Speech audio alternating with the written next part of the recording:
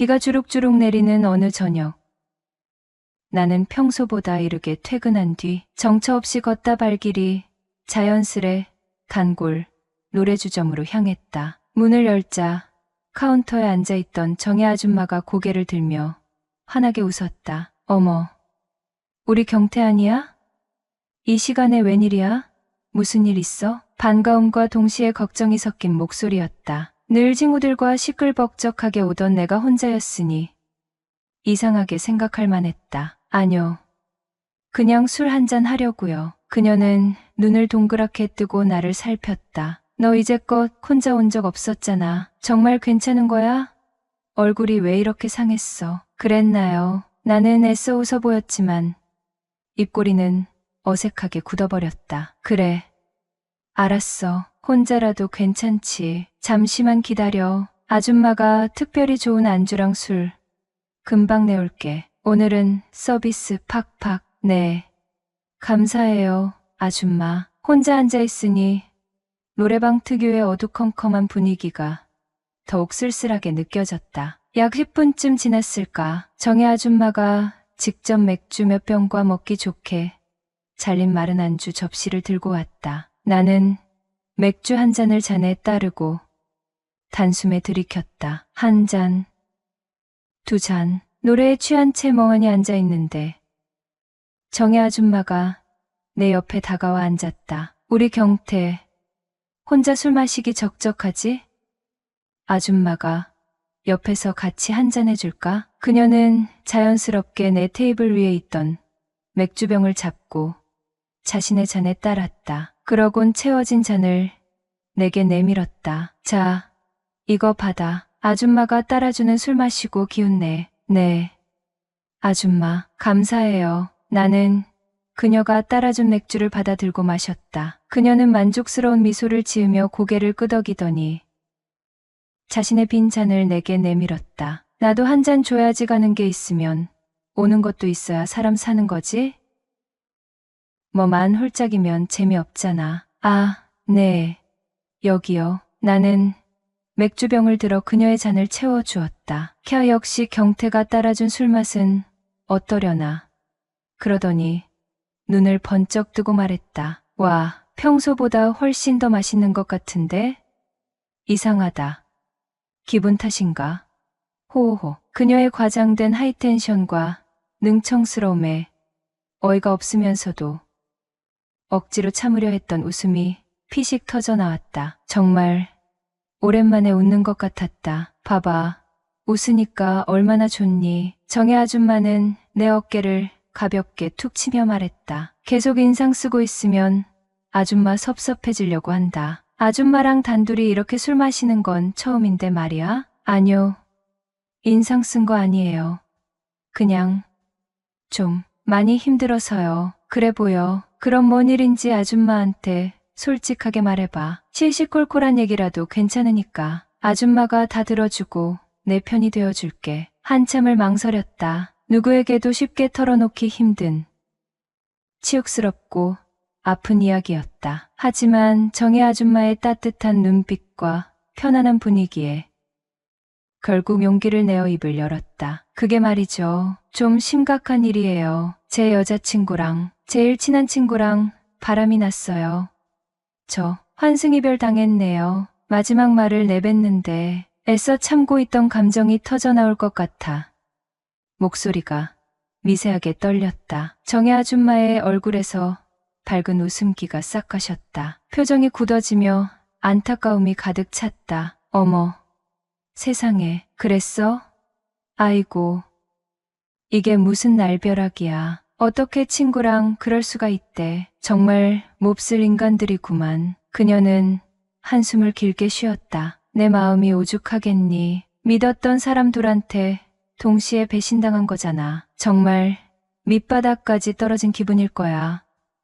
네, 어떻게 해야 할지 모르겠어요.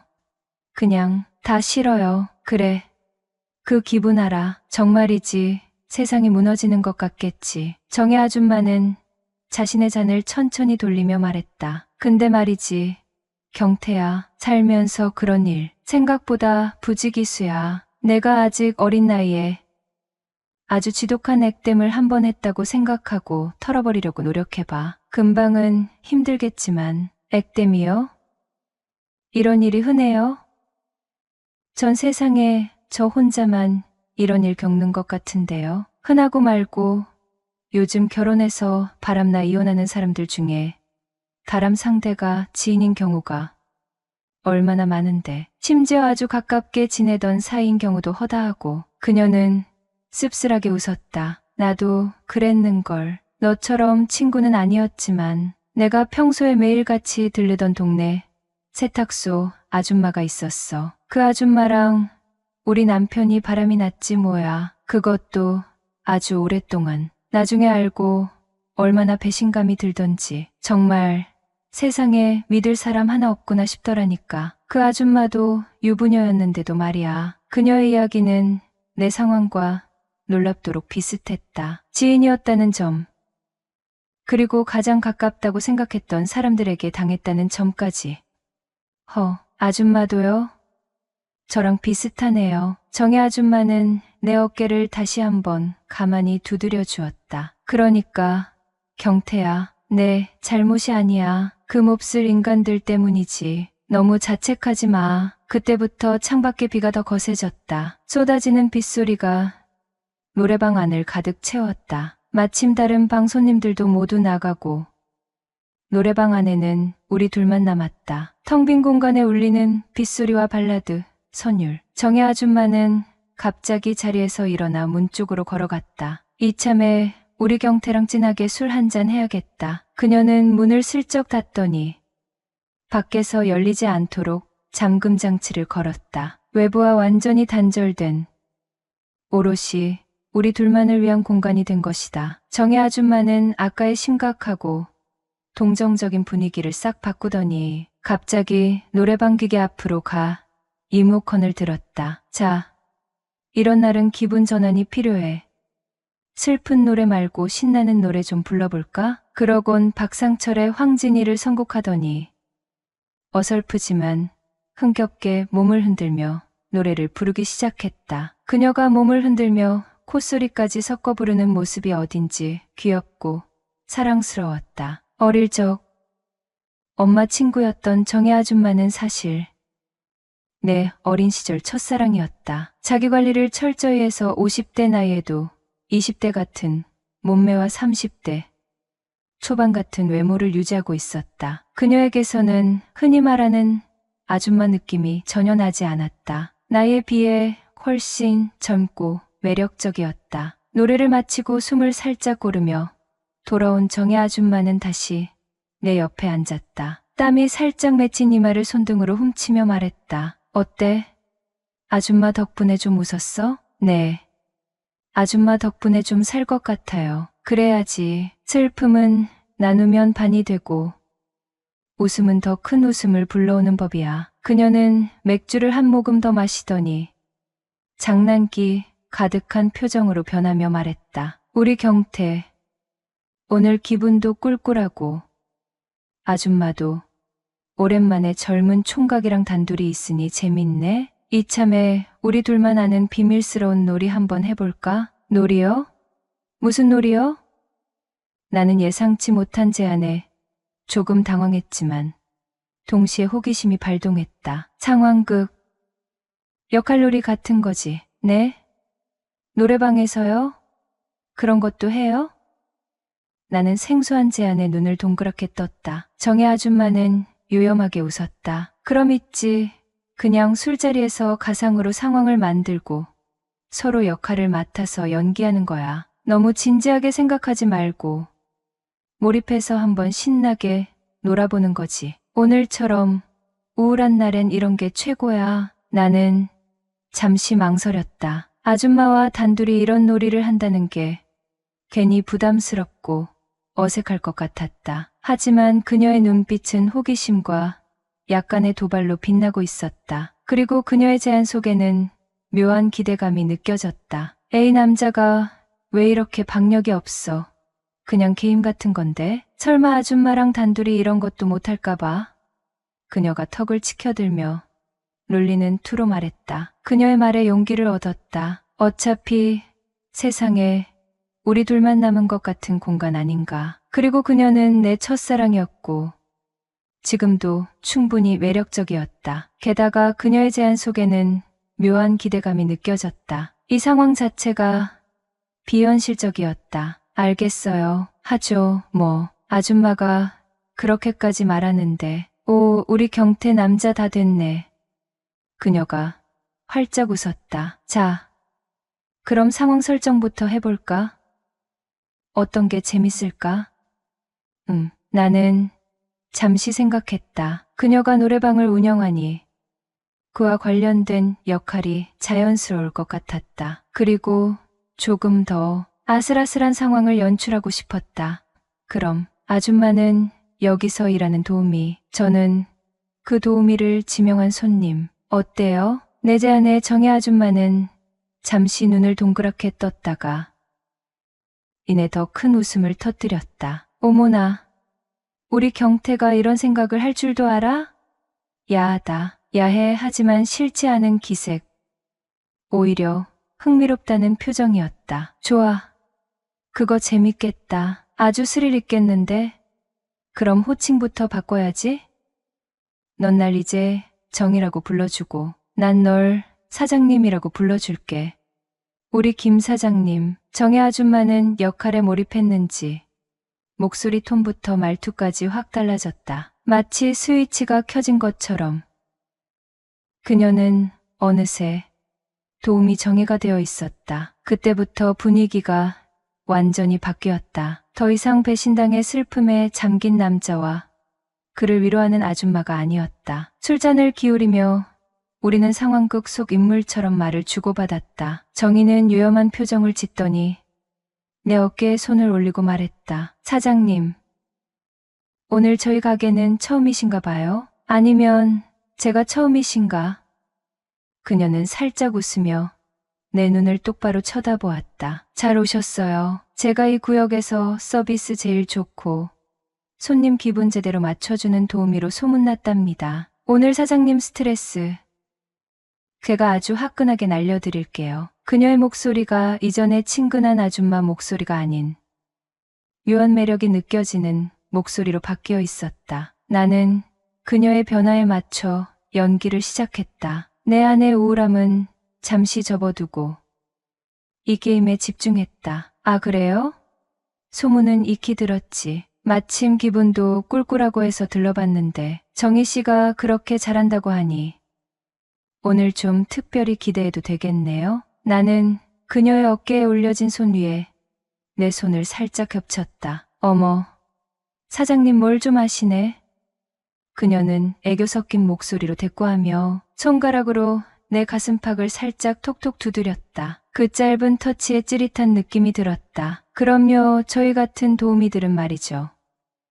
오신 사장님들이 만족하고 돌아가시는 게 제일 큰 기쁨이에요. 오늘 김 사장님을 위해 이 정의 몸 바쳐 봉사하겠습니다. 원하시는 건 뭐든지 말만 하세요. 둘 다 몸 바쳐 봉사라는 말에 동시에 웃음이 터졌다. 게임인 것을 알면서도 왠지 모르게 얼굴이 후끈거리고 심장이 빠르게 뛰는 것을 느꼈다. 웃음이 잦아들자 정희는 아까처럼 장난스러운 분위기가 아닌 묘한 눈빛으로 나를 쳐다보았다. 어머, 사장님, 아니, 우리 경태, 너 생각보다 숙맥이 아니었네. 그녀의 손이 여전히 내 어깨에 놓여 있었다. 안녕하세요. 올해 28살 김경태라고 합니다. 한참 좋을 나이죠. 젊음과 패기가 넘치는 나이라고나 할까요. 저 역시 또래 친구들처럼 노는 걸 참 좋아합니다. 그러다 보니 자연스레 연애도 많이 하고 이런저런 여자들도 참 많이 만나봤네요. 연상연하 가릴 것 없이 별로 안 따지고 만났어요. 솔직히 말해서 제가 그리 잘생긴 편이 아니거든요. 딱 잘생기지도 그렇다고 못나지도 않은 어디 가서 잘생겼네 소리는 못 들어도 못생겼네 소리는 안 듣는 아주 어중간한 얼굴입니다. 그래도 중학교 2학년 때까지 축구선수 출신이라 키는 180cm가 넘고 몸도 단단한 편이라 체력 하나는 자신 있었죠. 그게 제 유일한 무기라고나 할까요. 그래서 이것저것 조건을 따지고 재다 보면 사실 여자 만나기가 너무 힘들더라고요. 이건 대학 복학하고 뼈저리게 느꼈습니다. 그 이후로는 그냥 일단 만나고 보자 식으로 연애를 해오다 보니 다른 친구들보다 연애 경험이 꽤 쌓인 것 같네요. 사실 유부녀 빼곤 정말 다양한 사람들을 만나본 것 같아요. 각 고등학교를 졸업한 풋풋한 20살부터 결혼 3년 차에 이혼의 아픔을 겪은 돌싱 누나, 그리고 40살의 커리어 우먼까지. 정말이지 참 다양하죠. 어쩌면 어정쩡하게 생긴 제가 나름대로 노력하고 그건을 내려놓으면서 얻게 된 결과물이기도 하죠. 근데 말이죠. 최근에 사귀었던 여자는 정말 눈이 부시게 이뻤어요. 제가 이제껏 만나온 여자들 중 가장 이쁘고 몸매도 좋고 옷도 뭘 입든 태가 나더라고요. 길을 걷다 이쁜 여자가 지나치면 자신도 모르게 뒤돌아 한 번 더 쳐다보게 되잖아요. 딱 그런 여자였죠. 유난히 뽀얀 피부에 뭘 대충 걸쳐도 숨길 수 없는 볼륨감은 주변 사람들의 부러움을 살 정도였거든요. 그래서였을까요? 남자친구가 있다고 해도 찝쩍거리는 남자들이 끊이지 않았고 저랑 사귀는 동안에도 몇 번의 고백을 받기도 했죠. 솔직히 불안하지 않았던 건 아니에요. 하지만 사귄 지 얼마 되지도 않았고 제가 또 연애 경험이 워낙 많고 다양하다 보니 여자 다루는 데는 나름 자신이 있었거든요. 그리고 체력만큼은 일반인은 따라올 수 없는 경지에 올랐다고 자부했기에 그런 부분에서 오는 자신감도 있었죠. 그런데 이게 웬걸. 결국 제 친구와 바람이 나버렸지 뭡니까. 평소 제 여자친구에게 유독 관심을 많이 보이던 그 친구 녀석에게 말이죠. 그 친구 얼굴이 참 반반했거든요.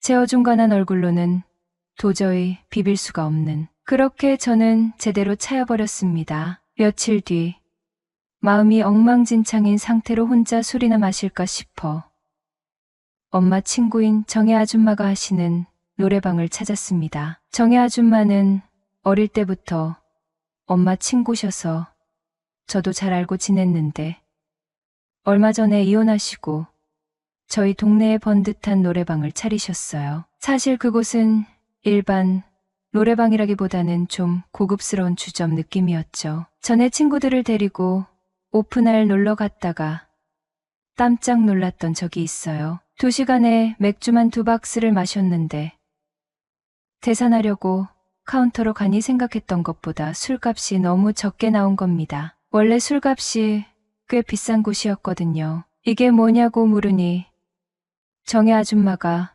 저한테는 그냥 기본만 받는다면서 앞으로 종종 놀러 오라고 하시더군요. 대신 바쁠 때만 피해서 오면 된다고요. 그 이후로 그곳이 제 단골집이 됐죠. 거의 일주일에 한 번씩은 갔던 것 같아요. 그러면서 아줌마와 자연스레 자주 보게 되면서 친하게 지내게 된 계기가 되었고요. 그런던 차에 여자친구한테 제대로 차이고 혼술하러 갔다가 그날 정혜 아줌마와 저 사이에 아주 기묘한 변화가 시작됐습니다. 아줌마가 제 얼굴을 보더니 무슨 일 있냐고 걱정스레 물으시더군요. 대충 얼버무리려 했는데 표정에서 다 티가 났나 봐요. 한참 이야기를 들어주시더니 갑자기 경태야, 우리 오늘 재밌는 게임 하나 해볼까? 하시는 겁니다. 영문도 모르고 고개를 끄덕이자 아줌마가 묘한 표정으로 말씀하셨어요. 오늘부터 넌 여기에 온 손님이고 나는 널 접대하는, 아니 널 위로해주는 사람이 되는 거야. 그렇게 시작된 게 바로 상황극 게임이었습니다. 상황에서 벗어나는 행동이나 말, 그리고 호칭을 다르게 부르게 되면 술을 한 잔씩 하는 거였는데 처음에는 어색하고 이게 뭔가 싶었는데 벌칙으로 술을 몇 잔 마시고 나니 정신이 번쩍 드는 게예요. 그러면서 아줌마가 주도해서 이런저런 상황을 만들어가니 재미도 있고 몰입도 되기 시작을 하더군요. 이후 상황극 게임에 너무나도 재미가 들린 거예요. 힘들어하는 저를 격려하는 연인 역할도 하셨다가 어쩔 땐 사랑스런 아내가 되어주기도 했죠. 그렇게 상황극에 몰입하다 보니 어느새 시련의 아픔도 잠시 잊게 되고 아줌마와 급속도로 가까워진 느낌이 들었습니다. 이후로 자연스럽게 혼자서 노래방을 찾는 일이 많아졌습니다. 그것도 가게가 한가해지는 비 오는 날이나 새벽 3시가 넘어 찾아갔죠. 그래야 노래방이 조용해서 아줌마와 단둘이 함께 할 수 있었거든요. 갈 때마다 우리는 새로운 상황극 놀이를 했습니다. 때로는 낯선 남녀가 우연히 만나 불꽃이 튀는 상황, 때로는 오래전 헤어졌다가 다시 만난 연인 상황. 매번 아줌마가 기가 막히게 분위기를 만들어 가셨죠. 한 번은 제가 궁금해서 물어봤습니다. 아줌마, 이런 게임 원래 여기서 하는 거예요?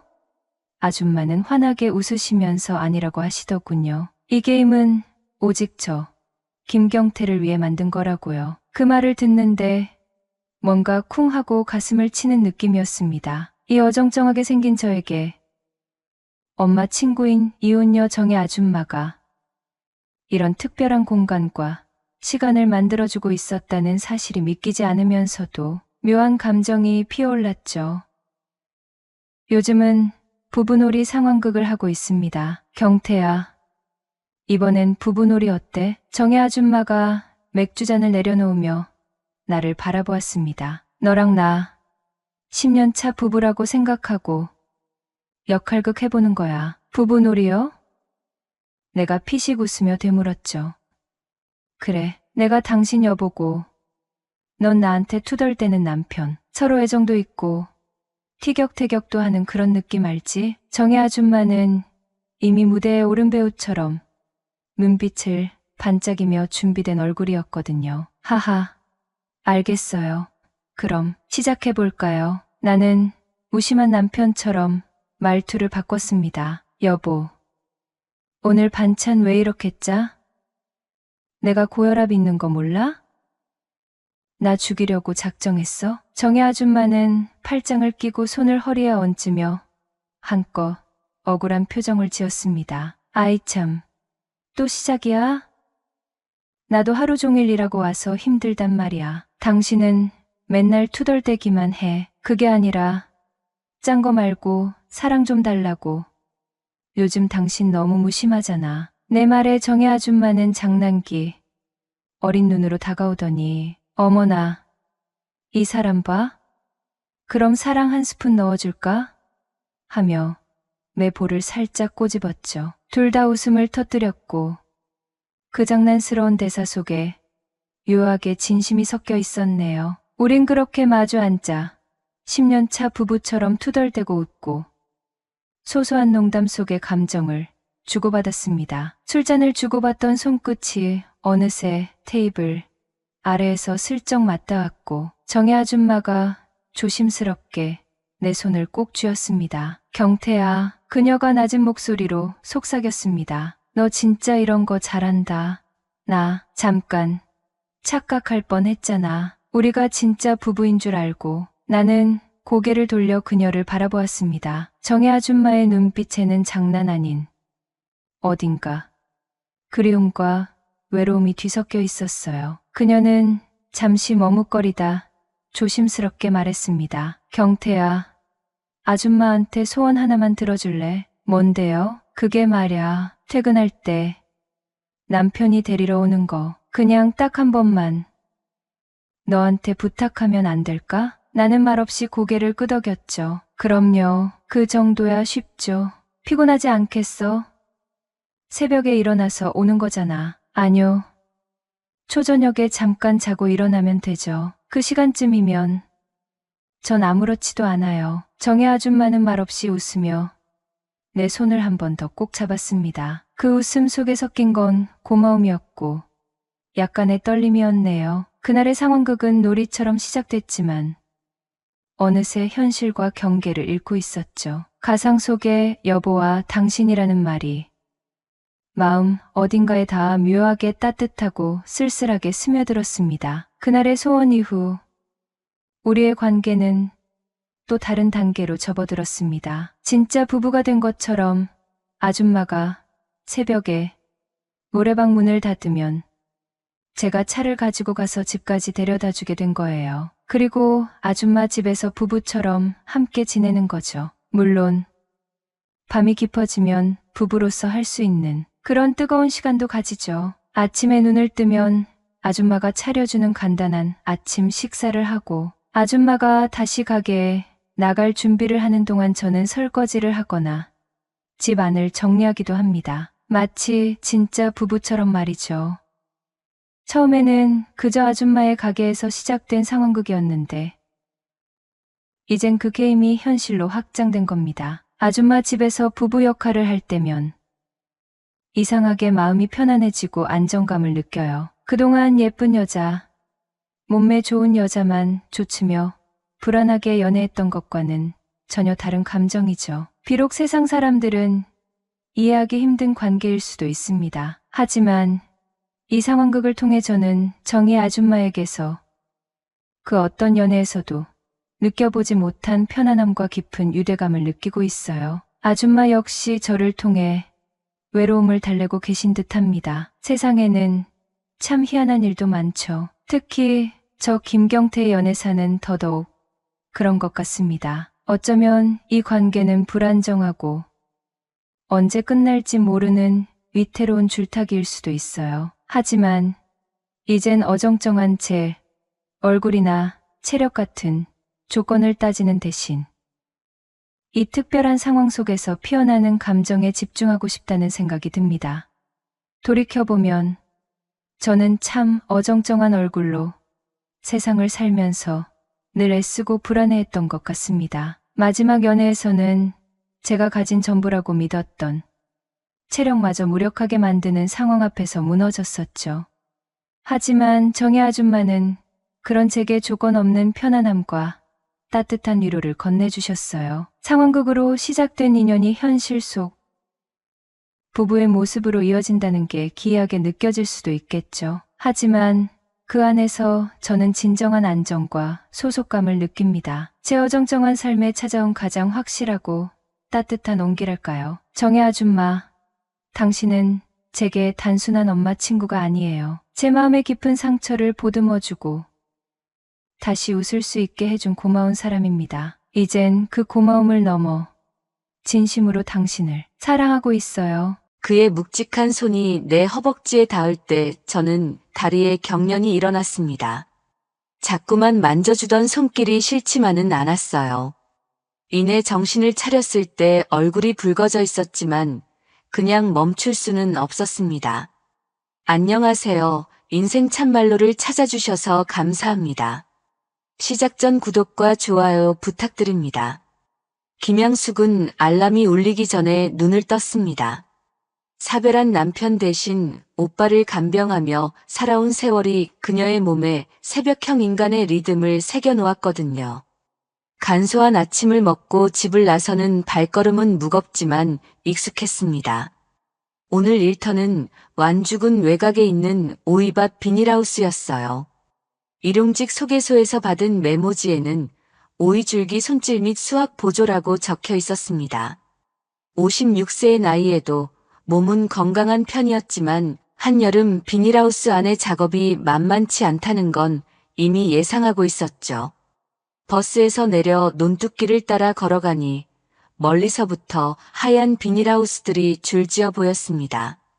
그중 가장 큰 하우스 앞에 도착했을 때 향숙은 잠시 숨을 고르며 안을 들여다봤어요.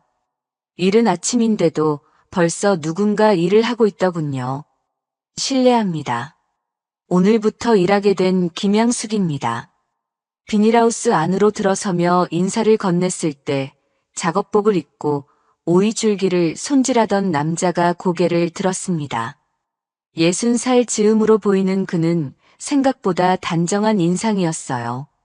손에는 원예용 가위를 들고 있었고 이마에는 땀방울이 맺혀 있었습니다.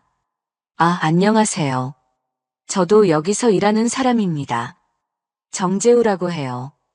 그의 대답에 향숙은 약간 당황했습니다. 농장 직원인 줄 알았는데 말투나 분위기가 예상과 달랐거든요. 하지만 일단 인사를 나누고 그에게서 간단한 작업 설명을 들었죠. 오이 줄기 끝부분 순을 따고 아래쪽 잎사귀 중에 누렇게 된 건 제거하면 됩니다. 생각보다 단순해요. 재우의 설명을 들으며 향수군 작업에 집중했습니다. 하지만 1시간쯤 지나자 비닐하우스 안의 온도가 급격히 올라가기 시작했어요. 오전 11시가 넘어가니 찜통 같은 더위가 몰려왔습니다. 좀 쉬시는 게 좋겠어요. 처음엔 이 더위에 적응하기 힘들거든요. 재우가 걱정스러운 표정으로 말했지만 향수군 고개를 저었습니다. 하루 일당을 생각하면 쉬고 있을 시간이 아니었거든요. 하지만 그 순간이었습니다. 갑자기 오른쪽 다리에 극심한 경련이 일어났어요. 허벅지 뒤쪽 근육이 꽉 조이며 참을 수 없는 통증이 몰려왔습니다. 향수구나 하는 비명과 함께 그 자리에 주저앉고 말았죠. 왜 그러세요? 재우는 즉시 향수 곁으로 달려왔습니다. 그녀가 다리를 부여잡고 있는 모습을 보고는 상황을 바로 파악했어요. 다리에 쥐가 났네요. 잠깐만 기다리세요. 재우는 서둘러 향숙을 그늘진 곳으로 옮겼습니다. 그리고는 주저하지 않고 그녀의 허벅지 뒤쪽을 힘주어 주물렀어요. 향숙은 민망함과 동시에 당황스러웠지만 응급 상황에서 거부할 수도 없었습니다. 조금 아프더라도 참으세요. 근육을 풀어줘야 해요. 재우의 손길은 숙련되어 있었습니다. 마치 이런 상황을 여러 번 경험해 본 듯 정확한 지점을 찾아 마사지했죠. 몇 분 후 극심했던 통증이 서서히 가라앉기 시작했습니다. 많이 나아지셨죠? 차가운 물수건으로 찜질하시면 더 좋을 거예요. 재우는 준비해둔 차가운 물수건을 향숙에게 건넸습니다. 그의 배려 깊은 행동에 향숙은 묘한 감정을 느꼈어요. 오랫동안 누군가를 간병하며 살았지만 정작 자신이 누군가의 돌봄을 받아본 건 언제였을까 싶었거든요. 정말 고맙습니다. 이런 일로 폐를 끼쳐서. 무슨 말씀이세요? 이렇게 일하다 보면 흔한 일이에요. 재우의 담담한 대답에 향숙은 안도했습니다. 하지만 동시에 이상한 기분도 들었어요. 낯선 사람인데도 그의 손길이 전혀 불쾌하지 않았고 오히려 어딘가 편안함을 느꼈던 거죠. 오늘은 여기서 마무리하시고 집에 가서 쉬세요. 내일 컨디션 보고 오시면 됩니다. 향숙은 재우의 제안을 받아들일 수밖에 없었습니다. 아직 다리에 힘이 제대로 들어가지 않았거든요. 집으로 돌아가는 버스 안에서 그녀는 계속 그의 모습을 떠올렸습니다. 누구인지도 모르는 사람인데 왜 이렇게 마음에 남는 걸까요? 다음 날 아침 향숙은 평소보다 일찍 눈을 떴습니다. 어제 그 남자 정재우 때문이었죠. 밤새 그의 모습이 자꾸 떠올랐거든요. 원래 같았으면 어제 같은 민망한 일이 있었다면 그 일터를 피했을 텐데 이상하게도 다시 가고 싶은 마음이 들었습니다. 괜찮을까? 어제 그렇게 폐를 끼쳤는데 거울을 보며 혼잣말을 하는 자신이 우스웠어요. 언제부터 이렇게 누군가의 시선을 의식하게 되었을까 싶었습니다. 평소보다 조금 더 신경 써서 옷을 입고 머리도 단정하게 빗어 넘겼죠. 비닐하우스에 도착했을 때 재우는 이미 와서 일을 시작하고 있었습니다. 향숙을 보자 반가운 듯 손을 들어 인사했어요. 어제 다리는 괜찮으세요? 네, 덕분에 많이 나아졌습니다. 어제는 정말 감사했어요. 다행이네요. 오늘은 천천히 하세요. 무리하지 마시고요. 재우의 배려에 향숙은 고마움을 느꼈습니다. 그리고 어제와는 달리 오늘은 그와 나란히 서서 일할 수 있었죠. 오이 줄기를 손질하며 자연스럽게 대화가 오갔습니다. 여기서 농사 지신 지는 오래되셨어요? 아니에요. 얼마 안 됐어요. 원래는 서울에 살았거든요. 재우는 잠깐 손을 멈추고 멀리 하늘을 바라봤습니다. 그 표정에 어떤 아련함이 스쳐갔어요. 서울에서 사업을 했었는데 여러 일이 있어서 정리하고 내려왔습니다. 여기 밭은 부모님 땅이라 내려왔어요. 조용해서 좋아요. 향숙은 더 자세히 묻고 싶었지만 참았습니다. 누구에게나 말하기 힘든 사연이 있다는 걸 그녀도 잘 알고 있었거든요.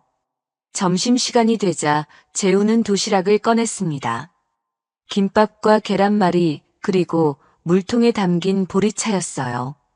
향숙도 집에서 싸온 간단한 도시락이 있었지만 재우가 먼저 말을 걸었습니다. 혼자 먹기 뭐하니까 같이 드실래요? 저 혼자 먹기엔 좀 많이 싸왔거든요. 향숙은 잠시 망설였지만 재우의 제안을 받아들였습니다. 비닐하우스 한쪽에 마련된 간이 테이블에 나란히 앉아 도시락을 펼쳤죠. 김밥 정말 잘 싸셨네요. 직접 만드신 거예요? 네, 혼자 살다 보니 어지간한 건 다 해먹어요. 처음엔 서툴렀는데 이제는 익숙해졌습니다. 재우가 웃으며 대답했지만 그 웃음 뒤에 쓸쓸함이 배어 있었어요. 향숙은 그 감정을 알 것 같았습니다. 자신도 남편을 잃고 혼자 살아가는 법을 배워야 했던 시절이 있었거든요. 저도 비슷해요. 남편이 10년 전에 세상을 떠나고 나서 혼자 사는 게 익숙해졌습니다. 향숙의 말에 재우는 고개를 끄덕였습니다. 서로의 상황을 짐작할 수 있었죠. 그럼 지금은 혼자 사세요? 네, 오빠가 요양원에 계시긴 하지만 실질적으로는 혼자죠. 오빠 병원비랑 생활비 때문에 이렇게 일용직을 다니고 있어요. 재우는 향숙의 말을 조용히 들었습니다. 그녀의 삶이 결코 쉽지 않았다는 걸 알 수 있었어요. 힘드셨겠어요. 오랫동안 간병하시느라. 모료 가족인데 당연한 거죠. 그런데 정말 이상한 게 혼자 있는 게 편하다고 생각했는데 향숙은 말을 끝내지 못했습니다. 오늘 재우와 함께 도시락을 먹으면서 느낀 감정을 설명하기가 어려웠거든요. 같이 먹는 밥이 이렇게 맛이 있나 싶어서요. 재우도 고개를 끄덕였습니다. 그 역시 비슷한 감정을 느끼고 있었어요. 저도 그래요. 혼자 밥 먹는 게 익숙해졌다고 생각했는데 이렇게 누군가와 함께 먹으니까 밥맛이 다르네요. 두 사람은 잠시 말없이 밥을 먹었습니다. 어색하지 않은 침묵이었어요. 오히려 편안함이 느껴졌죠. 오후 작업을 하면서도 두 사람 사이에는 자연스러운 대화가 계속됐습니다. 재우는 향숙에게 오이 키우는 방법을 자세히 설명해줬고 향숙은 그의 이야기를 진지하게 들었어요. 오이는 물을 좋아하지만 너무 많이 주면 안 돼요. 적당히 촉촉한 정도가 좋죠. 그럼 언제 물을 주는 게 좋은가요? 보통 이른 아침이나 저녁에 줍니다. 한낮에는 뿌리가 상할 수 있거든요. 향숙은 재우의 설명에서 농사에 대한 진심을 느낄 수 있었습니다. 단순히 생계를 위해 농사를 짓는 게 아니라 정말로 식물을 사랑하는 마음이 있었어요. 퇴근 시간이 되자 두 사람은 함께 비닐하우스를 정리했습니다. 도구를 제자리에 놓고 물통을 비우고 문을 잠그는 일까지 자연스럽게 나누어 했어요. 내일도 오실 거죠? 재우의 질문에 향숙은 망설임 없이 대답했습니다. 네, 내일도 오겠습니다. 집으로 돌아가는 길 향숙은 오늘 하루를 되돌아봤습니다. 언제부터인가 일이 즐거워지기 시작했어요. 힘든 농작업이었지만 재우와 함께하니 시간이 빨리 갔습니다. 이상하네. 정말 이상해. 향숙은 혼잣말을 하며 걸었습니다. 오랫동안 혼자 있는 게 편하다고 생각했는데 이제는 누군가와 함께 있는 시간이 더 좋게 느껴지기 시작했거든요. 일주일이 지나자 향숙과 재우는 서로의 일하는 리듬을 알게 되었습니다. 재우는 새벽 6시면 어김없이 비닐하우스에 나타났고 향숙은 7시에 도착해서 함께 하루 일과를 시작했죠. 두 사람 사이에는 이제 편안한 동료애가 생겨나고 있었어요. 그날도 평소처럼 오후 작업을 마치고 정리를 하고 있을 때였습니다. 재우가 향숙에게 다가와 말을 걸었어요. 향숙 씨, 혹시 된장찌개 좋아하세요? 갑작스러운 질문에 향숙은 고개를 들었습니다. 재우의 얼굴에는 약간의 망설임이 보였어요. 네, 좋아해요. 왜 그러세요? 아, 그게. 오늘 아침에 된장찌개를 끓였는데 너무 많이 끓였거든요. 혼자 먹기엔 양이 많아서 괜찮으시다면 좀 나눠드리려고요. 재우는 어색하게 웃으며 말했습니다. 사실 향숙이 매일 간단한 도시락만 싸와서 먹는 모습을 보니 안쓰러운 마음이 들었거든요. 재우는 배려가 많고 따뜻한 사람이었습니다. 이렇게 받아도 될까요? 물론이죠. 너무 많이 끓여서 그래요. 재우는 미리 준비해둔 밀폐 용기에 담긴 된장찌개를 향숙에게 건넸습니다. 용기를 받아든 향숙은 은은한 된장 냄새에 마음이 따뜻해졌어요. 정말 고맙습니다. 혼자 되고 나서부터는 밥을 대충 먹게 됐어요. 오늘 저녁에 맛있게 먹을게요. 맛있게 드세요. 집으로 돌아가는 버스 안에서 향숙은 무릎 위에 올려놓은 밀폐 용기를 내려다봤습니다. 언제부터인가 누군가 자신을 위해 음식을 해준 적이 없었거든요. 남편이 살아있을 때도 향숙이 주로 요리를 담당했고 남편이 세상을 떠난 후로는 오빠 간병에만 매달려 살았으니까요. 집에 도착해서 가스레인지에 찌개를 데우기 시작했습니다. 냄비에서 부글부글 끓어오르는 된장찌개 냄새가 작은 집안을 가득 채웠어요. 그 순간 향숙의 마음속에 오래된 기억이 떠올랐습니다. 어릴 적 어머니가 끓여주시던 된장찌개 냄새였어요. 학교에서 돌아오면 부엌에서 들려오던 부글거리는 소리와 함께 코끝을 간지리던 그 향기. 어머니는 늘 향수가 밥 먹어라 하며 따뜻한 밥상을 차려주셨죠. 50이 넘은 나이에도 엄마의 냄새와 그 시절의 냄새는 결코 잊을 수 없었습니다. 엄마.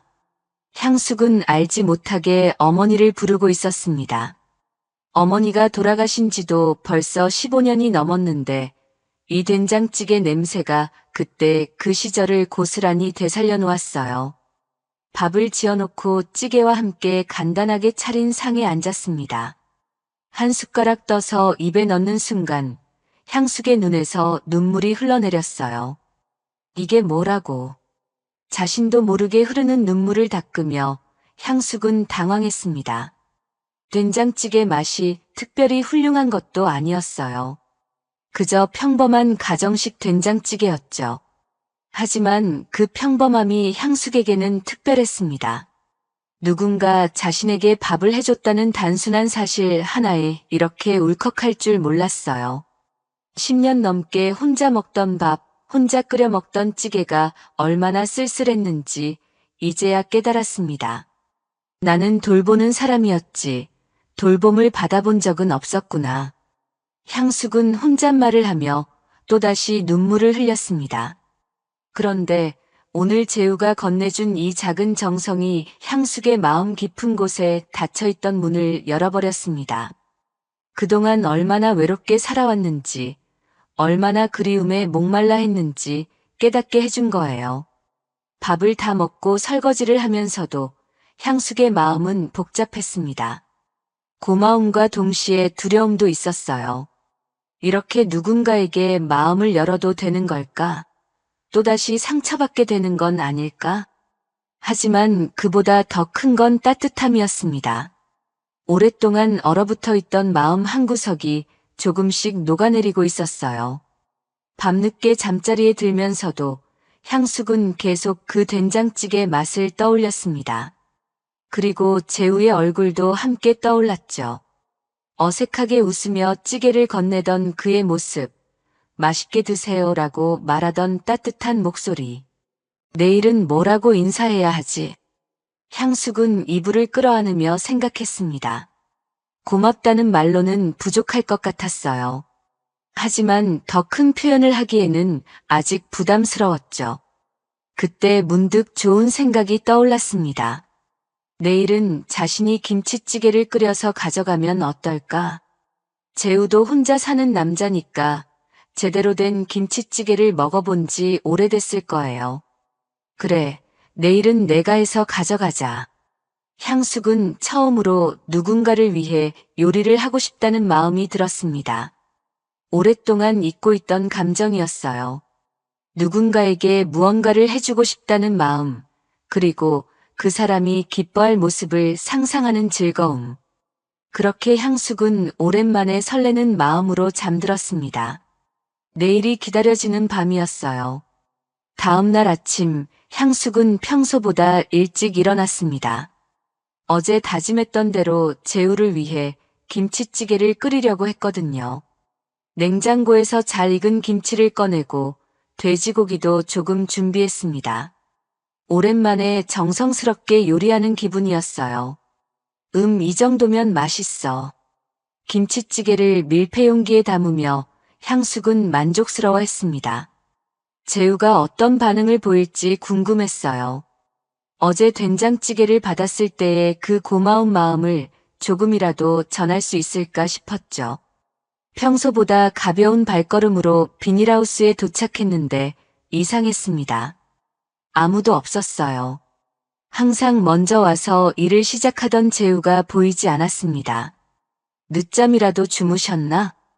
향숙은 혼잣말을 하며 일단 혼자 작업을 시작했습니다. 재우가 평소에 하던 대로 오이 줄기를 정리하고 물도 주었어요. 하지만 시간이 지나도 재우는 나타나지 않았습니다. 점심시간이 되어서도 재우는 오지 않았어요. 향숙은 혼자 준비해온 도시락과 김치찌개를 먹어야 했습니다. 김치찌개 맛은 좋았지만 혼자 먹으니 왠지 맛이 없었어요. 무슨 일이 있으신 걸까? 걱정이 되기 시작했습니다.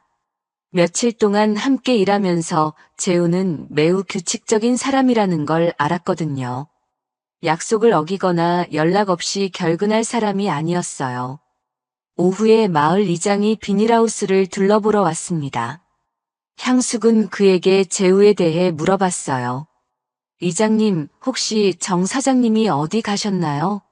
오늘 아침부터 안 보이거든요. 아, 정 사장님? 서울에 다녀온다더만요. 친척 일인가 뭔가. 정확히는 모르겠어요. 이장의 대답을 듣고 향숙은 안도했습니다. 다행히 아픈 게 아니라 급한 일로 서울에 간 거였네요. 언제쯤 돌아오실까요? 글쎄요, 며칠 걸릴 것 같다고 하더라고요. 그래도 정 사장님 없어도 오늘 일 끝내고 퇴근하시면 됩니다. 일당은 제가 나중에 드릴게요. 이장이 떠나고 나서 향숙은 혼자 남겨진 비닐하우스에서 일을 계속했습니다. 하지만 마음 한구석이 허전했어요. 평소 같았으면 재우와 이런저런 이야기를 나누며 시간을 보냈을 텐데 혼자 있으니 시간이 더디게 흘러갔습니다. 이상하네, 이렇게 허전할 줄 몰랐는데. 향숙은 오이 줄기를 손질하며 혼잣말을 했습니다. 재우와 알게 된 지 불과 일주일 남짓밖에 안 됐는데 벌써 그의 부재가 이렇게 크게 느껴지다니 자신도 놀라웠어요. 퇴근 시간이 되자 향숙은 비닐하우스 문을 잠그고 집으로 돌아갔습니다. 버스 안에서 가방 속에 들어있는 김치찌개 용기를 만져봤어요. 결국 전하지 못한 마음이 담긴 찌개였죠.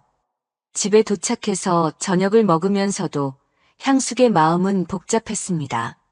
재우가 서울에 무슨 일로 갔을까? 언제 돌아올까? 이런 생각들이 계속 머릿속을 맴돌았어요. 내가 왜 이러고 있지? 향숙은 자신의 마음이 이해되지 않았습니다. 불과 며칠 전까지만 해도 혼자 있는 게 편하고 자연스러웠는데 이제는 누군가 없다는 사실이 이렇게 허전하게 느껴지다니요. 그 순간 향숙은 깨달았습니다. 자신이 재우를 기다리고 있다는 사실을요. 기다린 적 없던 사람을 내가 왜 기다리고 있을까? 이 감정이 무엇인지 정확히 알 수는 없었지만 분명한 건 예전의 향숙과는 달라졌다는 거였어요. 그날 밤 향숙은 잠들기 전까지 재우 생각을 했습니다. 그의 따뜻한 웃음, 정성스럽게 건네주던 된장찌개, 함께 나누던 점심시간의 대화들. 이 모든 것들이 이제는 소중한 기억이 되어 있었어요. 빨리 돌아오시면 좋을 텐데. 향숙은 이런 자신의 마음을 인정하기가 어려웠습니다. 나이 56에 이런 감정을 느끼는 게 맞는 걸까? 하지만 동시에 이 감정이 나쁘지 않다는 것도 알 수 있었어요. 사흘이 지나고 나서야 재우가 돌아왔습니다. 향숙이 평소처럼 비닐하우스에 도착했을 때 멀리서 익숙한 뒷모습이 보였어요. 향숙은 마음이 두근거렸지만 애써 평정심을 유지하려고 했습니다. 안녕하세요. 돌아오셨군요. 향숙이 인사를 건넸지만 재우의 대답은 평소와 달랐어요. 네, 안녕하세요. 짧고 건조한 대답이었습니다. 평소 따뜻하게 웃으며 인사하던 모습과는 확연히 달랐죠. 재우의 얼굴에는 피곤함과 함께 무언가 무거운 감정이 자리 잡고 있었어요. 향숙은 섣불리 서울에서의 일을 묻지 못했습니다. 재우의 표정만 봐도 쉽게 꺼낼 수 있는 이야기가 아니라는 걸 알 수 있었거든요. 대신 평소처럼 조용히 일을 시작했습니다. 하지만 분위기는 사뭇 달랐어요. 재우는 말수가 현저히 줄어 있었고 평소 자연스럽게 오가던 대화도 거의 없었습니다. 점심시간에도 각자 조용히 도시락을 먹었죠. 마을 사람들 사이에서는 이런저런 소문이 돌고 있었습니다. 오후에 지나가던 옆 동네 아주머니가 향숙에게 귀띔해준 이야기였어요. 향숙 씨, 정 사장님 서울에서 꽤 잘 살았다던데요. 사업도 제법 크게 하셨다고 하더라고요. 그래요? 전 잘 몰랐는데. 그런데 마누라가 늦바람이 났대요. 그래서 이혼하고 모든 걸 정리하고 내려온 거라더라고요. 향숙은 그 말을 듣고 마음이 복잡해졌습니다. 재우가 왜 그렇게 조용하고 쓸쓸해 보였는지 이제야 이해가 됐어요. 그래도 혼자서 꾸역꾸역 농사 짓는 거 보면 사람은 참 좋은 사람 같아요. 요즘 같은 세상에 그런 일 당하고도 삐뚤어지지 않고 살아가는 거 보면요. 아주머니의 말에 향숙은 고개를 끄덕였습니다. 재우에 대해 더 알고 싶었지만 동시에 그의 아픈 과거를 함부로 들여다보는 것 같아 미안한 마음도 들었어요. 며칠 더 지나자 재우는 조금씩 평소 모습을 되찾기 시작했습니다. 하지만 예전처럼 밝지는 않았어요. 어딘가 그림자가 드리워진 듯한 표정을 하고 있었죠. 어느 날 점심시간, 향숙은 용기를 내어 재우에게 말을 걸었습니다. 정 사장님, 서울 다녀오시느라 힘드셨죠? 재우는 잠시 망설이다가 대답했어요. 네, 좀 복잡한 일이 있었습니다. 정리해야 할 게 많아서요. 혹시 제가 도움이 될 일이 있으면 언제든 말씀하세요. 향숙의 따뜻한 말에 재우의 표정이 조금 부드러워졌습니다. 고맙습니다. 향숙 씨는 정말 좋은 분이에요. 그 순간 향숙은 재우와 자신이 비슷한 아픔을 가지고 있다는 걸 느꼈습니다. 각자 다른 방식이었지만 둘 다 소중한 사람을 잃고 혼자 살아가는 법을 배워야 했거든요. 나만 아픈 게 아니었구나. 향숙은 그런 생각을 하며 재우를 바라봤습니다. 그의 조용한 슬픔이 자신의 마음과 겹쳐지는 것 같았어요. 서로 말하지 않아도 알 수 있는 외로움이 있었죠. 며칠 후 재우는 향숙에게 조금씩 자신의 이야기를 털어놓기 시작했습니다. 사실 서울에서 이혼 서류를 정리하러 갔었어요. 마지막으로 해야 할 일들이 있어서요. 힘드셨겠어요. 처음엔 정말 힘들었죠. 믿었던 사람한테 배신당한다는 게 이런 기분인지 몰랐어요. 재우의 목소리에는 여전히 상처가 배어 있었습니다. 하지만 여기 내려와서 농사를 지으면서 많이 나아졌어요. 흙이랑 식물들이 저를 치유해줬다고 할까요? 향숙은 재우의 말에 깊이 공감했습니다. 자신도 남편을 잃고 절망적이었을 때 오빠를 돌보는 일이 삶의 의미를 찾게 해줬거든요. 그런데 요즘엔 또 다른 걸 느끼게 됐어요. 어떤 걸요? 혼자 있는 것보다 누군가와 함께 있는 게 더 좋다는 걸요. 재우가 향숙을 바라보며 말했을 때 향숙의 가슴이 두근거렸습니다. 그의 시선에 특별한 의미가 담겨 있는 것 같았거든요. 저도 그래요. 요즘 들어 그런 생각을 많이 해요. 두 사람은 잠시 말없이 서로를 바라봤습니다. 서로의 아픔을 이해하고 서로의 외로움을 달래줄 수 있는 사람이 바로 눈앞에 있다는 걸 느꼈어요. 그날부터 재우의 표정이 조금씩 밝아지기 시작했습니다. 여전히 완전히 회복된 건 아니었지만 향숙과 함께 있을 때만큼은 편안해 보였어요. 함께 있어서 좋네요. 어느 날 저녁 정리를 마치며 재우가 한 말이었습니다. 향숙도 같은 마음이었어요. 서로의 상처를 어루만져 줄 수 있는 사람, 함께 있으면 외롭지 않은 사람을 만났다는 게 신기하고 고마웠습니다. 그날은 유독 무더웠습니다. 오전부터 비닐하우스 안의 온도가 급격히 올라갔고 향숙은 평소보다 자주 땀을 닦아야 했어요. 재우가 몇 번이나 휴식을 권했지만 향숙은 괜찮다며 일을 계속했습니다. 향숙 씨, 정말 좀 쉬세요. 너무 무리하시는 것 같은데요. 괜찮아요. 이 정도는 견딜 수 있어요. 하지만 오후 2시쯤 향숙의 몸에 이상이 생겼습니다. 갑자기 어지러움이 몰려왔고 다리에 힘이 빠지기 시작했어요. 한 걸음 내디디려는 순간 그만 그 자리에 주저앉고 말았습니다. 향숙 씨, 재우가 급히 달려왔습니다. 향숙은 얼굴이 새하얗게 질려 있었고 식은땀을 흘리고 있었어요. 괜찮아요. 잠깐만 쉬면 될 거예요. 아니에요. 이건 그냥 넘어갈 일이 아니에요. 제 집에 가서 좀 쉬세요. 재우는 향숙의 어깨를 부축해서 비닐하우스 밖으로 데려갔습니다. 그의 집은 비닐하우스에서 걸어서 5분 거리에 있는 작은 단층 집이었어요. 미안해요. 이런 폐를 끼쳐서. 무슨 말씀이세요? 이런 더위에 일하다 보면 당연한 일이에요. 재우는 향숙을 거실 소파에 앉혀두고 부엌에서 찬물을 가져왔습니다. 그리고 선풍기를 틀어서 시원한 바람이 향숙에게 향하도록 했어요. 천천히 마시세요. 급하게 마시면 안 돼요. 재우의 세심한 배려에 향숙은 고마움을 느꼈습니다. 하지만 동시에 그의 집에 이렇게 들어온 것이 부담스럽기도 했어요. 좀 나아지시면 식사라도 하고 가세요. 혼자 집에 가시기엔 아직 위험할 것 같아요. 아니에요, 괜찮습니다. 이 정도로도 충분해요. 하지만 재우는 이미 부엌으로 가서 뭔가를 준비하고 있었습니다. 냉장고에서 재료를 꺼내는 소리, 칼질하는 소리, 가스레인지 켜는 소리가 들려왔어요. 향숙은 소파에 앉아 재우의 집을 둘러봤습니다. 깔끔하게 정리되어 있었지만 어딘가 쓸쓸한 느낌이 있었어요. 혼자 사는 남자의 집이라는 게 한눈에 보였죠. 거실 한쪽에는 농사 관련 책들이 쌓여 있었고 작은 식탁에는 혼자 쓰기에 적당한 크기의 그릇들이 놓여 있었습니다. 모든 게 혼자 살기에 맞춰져 있는 집이었어요.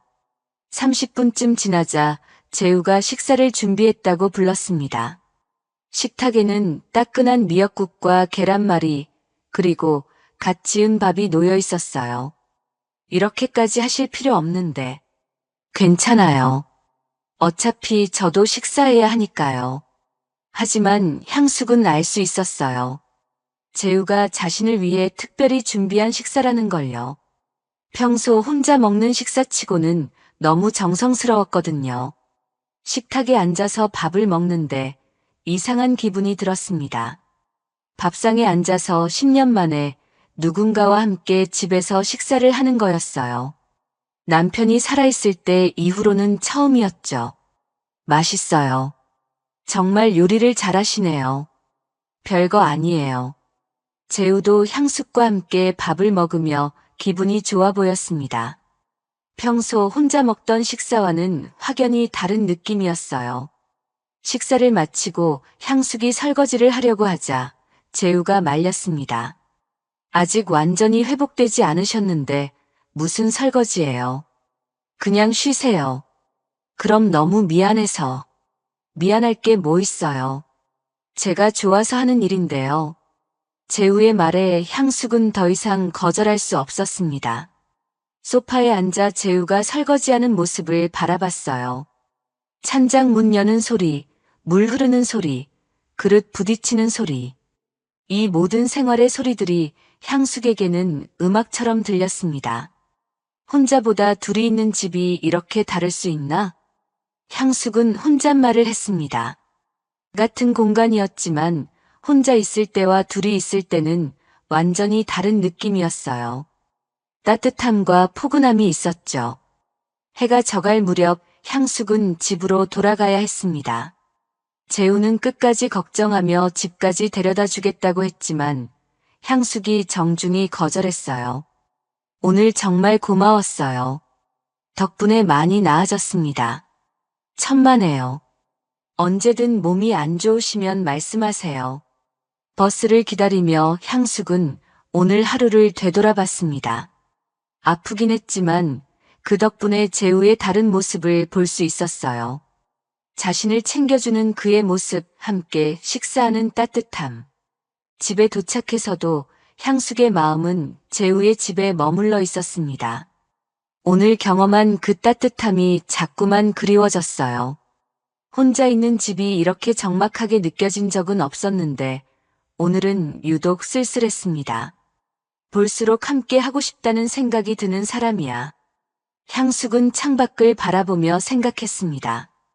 이제 확실해졌어요.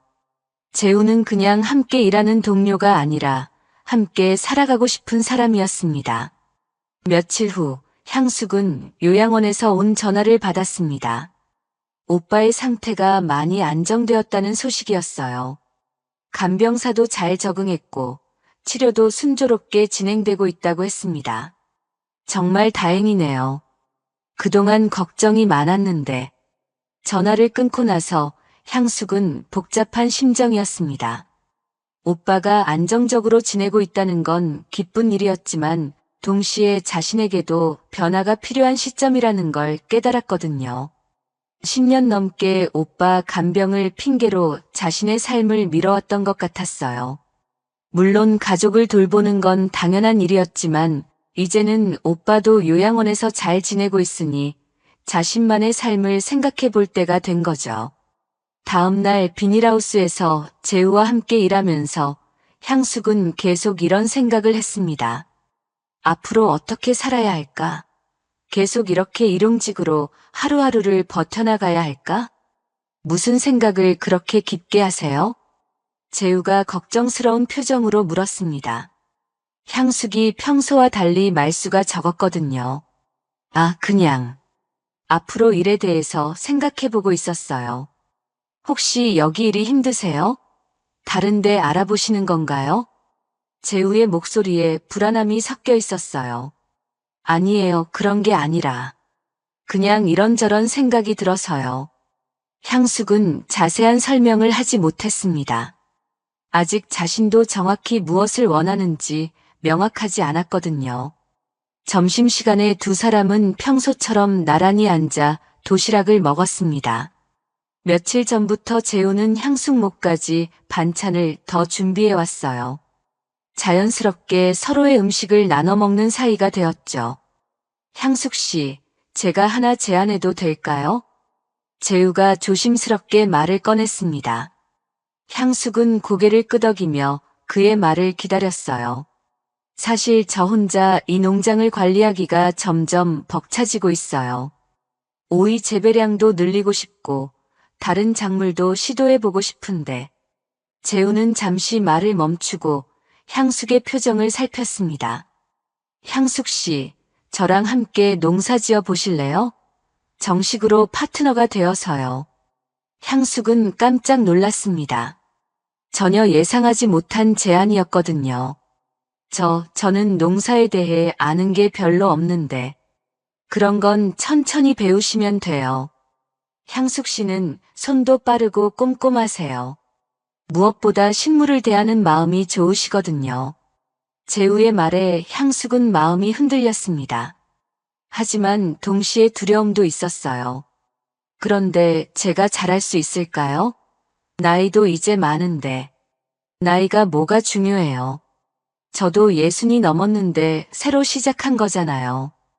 재우는 향숙의 손 위에 자신의 손을 조심스럽게 올렸습니다. 따뜻한 온기가 전해졌어요. 사실 이건 농사 이야기만이 아니에요.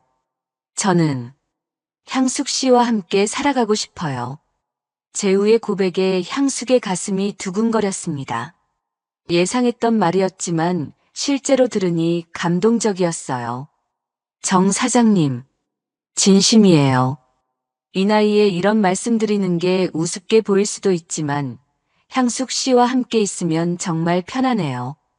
외롭지 않고요. 향숙도 같은 마음이었습니다. 재우와 함께 있으면 시간이 빨리 갔고 혼자 있을 때보다 훨씬 행복했어요. 저도 그래요. 향숙의 대답에 재우의 얼굴이 환해졌습니다. 그럼 같이 해볼까요? 농사도 인생도 함께요. 향숙은 천천히 고개를 끄덕였습니다. 두려움도 있었지만 더 큰 건 설렘이었어요. 이제 정말로 자신만의 삶을 시작할 수 있을 것 같았거든요. 네, 함께 해봐요. 그 순간 두 사람은 서로를 바라보며 웃었습니다. 50대 중반과 60 초반의 나이에 새로운 시작을 하게 된 거죠. 그럼 내일부터는 파트너로서 일해볼까요? 네, 잘 부탁드려요. 향숙은 재우와 악수를 나누며 마음속으로 다짐했습니다. 이제는 누군가를 돌보는 삶이 아니라 함께 꿈을 키워나가는 삶을 살아보겠다고요. 오랫동안 붙들고 있던 짐을 내려놓을 때가 된 것 같았어요. 오빠도 요양원에서 안정적으로 지내고 있으니 이제는 자신의 행복을 생각해도 되겠죠. 새로운 시작이네요. 향숙은 혼잣말을 하며 미소 지었습니다. 나이 56에 인생의 새로운 장을 열게 될 줄 누가 알았을까요? 하지만 늦었다고 생각하지 않았어요. 오히려 지금이 딱 맞는 시기인 것 같았습니다. 재우와 함께라면 앞으로의 일들이 두렵지 않을 것 같았어요. 함께 땀 흘리며 일하고, 함께 밥 먹고, 함께 웃을 수 있는 사람이 생긴 거니까요. 한 달이 지났습니다. 향숙과 재우는 이제 진짜 파트너가 되어 함께 농장을 운영하고 있었어요. 오이 수확이 한창인 계절이었고 두 사람은 새벽부터 저녁까지 바쁘게 움직였습니다. 비닐하우스 밖 그늘진 곳에 마련된 작업대에서 향숙과 재우는 나란히 앉아 오이청을 만들고 있었어요. 잘 익은 오이를 얇게 썰어서 설탕에 절이는 작업이었죠. 정성스럽게 유리병에 담아가며 두 사람은 자연스럽게 대화를 나눴습니다. 이렇게 만든 오이청 마을 분들이 정말 좋아하시더라고요. 향숙 씨 아이디어였잖아요. 그냥 오이만 팔지 말고 가공품도 만들어 보자고 하신 거. 재우는 향숙을 바라보며 흐뭇하게 웃었습니다. 함께 일을 시작한 후 향숙의 아이디어로 농장 수익이 눈에 띄게 늘었거든요. 마을 사람들도 이제 두 사람을 자연스럽게 받아들이고 있었어요. 처음엔 나이든 남녀가 함께 일한다고 수군거리는 사람들도 있었지만 지금은 오히려 부러워하는 분위기였죠. 정 사장댁 김씨 아주머니 참 일 잘하시네요. 둘이 진짜 정 붙은 것 같아요. 보기 좋아요. 이장도 얼마 전에 향숙과 재우를 보며 이런 말을 했어요. 요즘 같은 세상에 저런 인연을 만나기가 쉽지 않은데 참 복 받으신 것 같아요. 오이청을 다 담고 나서 두 사람은 농장 주변을 둘러봤습니다. 이제는 오이뿐만 아니라 상추, 깻잎, 고추도 기르고 있었어요. 향숙의 제안으로 시작한 일이었는데 생각보다 잘 되고 있었습니다. 내년에는 토마토도 해볼까요? 좋은 생각이에요. 향숙 씨가 있으니까 뭐든 할 수 있을 것 같아요. 재우의 말에 향숙은 부끄러워하며 웃었습니다. 예전 같았으면 이런 계획을 세우는 것도 부담스러웠을 텐데 지금은 오히려 기대가 됐어요. 해가 저물어갈 무렵 두 사람은 재우의 집 앞 평상에 나란히 앉았습니다. 막걸리 한 병과 간단한 안주가 준비되어 있었어요. 이제는 일과를 마친 후 이렇게 함께 시간을 보내는 게 자연스러워졌습니다. 오늘도 수고 많으셨어요. 저야말로요. 향숙 씨 덕분에 일이 재밌어졌어요. 막걸리를 한 잔씩 따라 마시며 두 사람은 하루를 정리했습니다. 오늘 한 일, 내일 할 일, 그리고 앞으로의 계획들을 이야기했어요. 사실 처음엔 걱정이 많았어요. 향숙이 막걸리 잔을 돌리며 말했습니다. 나이도 이렇게 되어서 새로운 일을 시작한다는 게 두렵기도 하고. 지금은 어떠세요? 지금은 정말 좋아요. 매일 일어나는 게 기대되거든요. 향숙의 말에 재우도 고개를 끄덕였습니다. 저도 그래요. 혼자 있을 때는 그냥 하루하루 버텨나가는 기분이었는데 지금은 진짜 살아간다는 느낌이에요. 밤하늘에는 별들이 하나둘씩 나타나기 시작했습니다. 시골의 맑은 하늘에서는 도시에서 볼 수 없었던 많은 별들을 볼 수 있었어요. 별이 참 많네요. 그러게요. 서울에 있을 때는 이런 하늘을 볼 일이 없었는데 두 사람은 잠시 말없이 하늘을 올려다봤습니다. 편안한 침묵이었어요. 말하지 않아도 서로의 마음을 알 수 있는 사이가 되었죠. 향숙 씨. 네. 저희가 같이 사는 게 아니라 같이 살아가는 거라는 생각이 들어요. 재우의 말에 향숙은 깊이 공감했습니다. 단순히 한 공간에서 시간을 보내는 게 아니라 진짜로 인생을 함께 만들어가고 있다는 느낌이었거든요. 맞아요.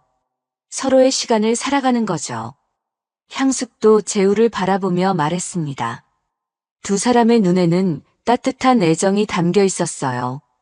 막걸리 한 병을 다 마칠 무렵 재우가 향숙의 손을 조심스럽게 잡았습니다. 이제는 자연스러운 스킨십이 되었어요. 고마워요, 향숙 씨. 저에게 새로운 삶을 선물해 주셔서. 제가 더 고마워요. 혼자였다면 상상도 못했을 일들을 하고 있잖아요. 두 사람은 서로의 손을 잡고 별이 가득한 하늘을 바라봤습니다. 늦게 만난 사랑이었지만 그 어떤 사랑보다 깊고 진실했어요. 내일은 시장에 오이청 가져가는 날이죠? 네, 벌써부터 주문이 많이 들어왔어요. 그럼 내일도 바쁘겠네요. 그럼 우리 얼른 자요. 향숙의 말에 재우는 환하게 웃으면 향숙의 어깨를 감싸 안았습니다. 혼자가 익숙했던 두 사람이 이제는 함께가 더 자연스러워진 거죠. 정말 행복하다. 향숙은 혼잣말을 하며 미소 지었습니다.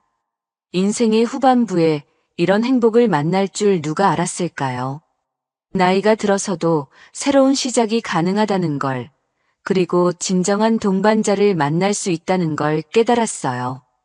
내일 아침이면 또다시 재우와 함께 농장에서 일할 생각을 하니 벌써부터 기분이 좋았습니다. 그렇게 둘은 서로의 손을 맞잡은 채 잠들었습니다. 향숙과 재우는 서로의 시간을 살아가는 진짜 가족이 되었습니다. 오늘의 사연 어떠셨나요? 재밌게 들으셨다면 구독과 좋아요 꼭 눌러주시고 주인공에게 힘찬 응원의 댓글도 많이 남겨주세요. 감사합니다.